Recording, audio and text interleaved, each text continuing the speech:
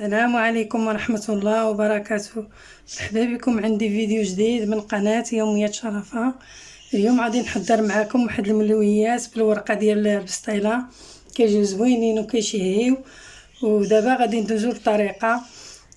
عندي هنايا بصلة، وعندي هنايا خيزو، وعندي هنايا القرعة محكوكة، وغنزيد عليهم واحد شوية ديال الزيت باش نشحرهم، ونزيد عليهم واحد شويه ديال الملحه وردهم على البوطه. ما تنساونيش بابوني وبالتعاليق ديالكم الزوينين، وديروا اللايكات باش القناه ان شاء الله تزيد للقدام بالفضل ديالكم من عائله كبر. وانتم معايا ما تمشيو فين تكملوا معايا الطريقه. ودابا عندي هنا الشعريه الصينيه درت لها الماء طايب باش تسرقات، ودابا غادي نصفيها ونقطعها. ومن بعد ها هي تشحرت داك خيزو والقرعه والبصله.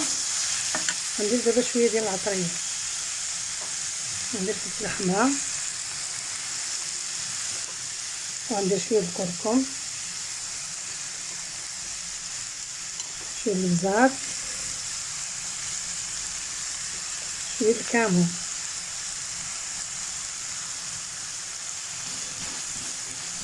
ونحركها سوا بها كيف من ديك العطريه. من بعد غادي نزيد داك الشعريه،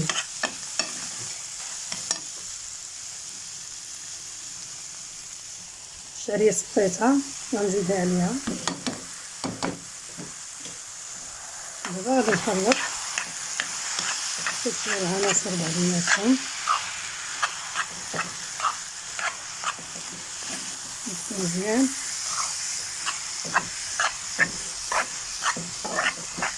ومن بعد منين تشحرات وزدت داك الشعريه، درت هنايا واحد الطاسه ديال الثوم، ودرت هنا شويه المعدنوس، وغنخلطهم بعضياتهم.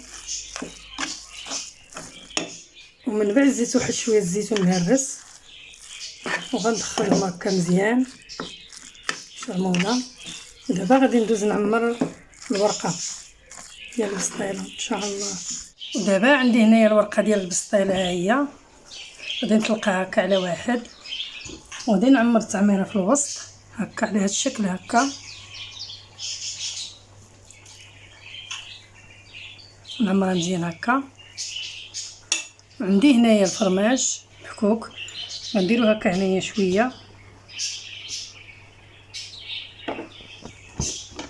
وغنسد هكا ندير لها هكا بحال الملويه،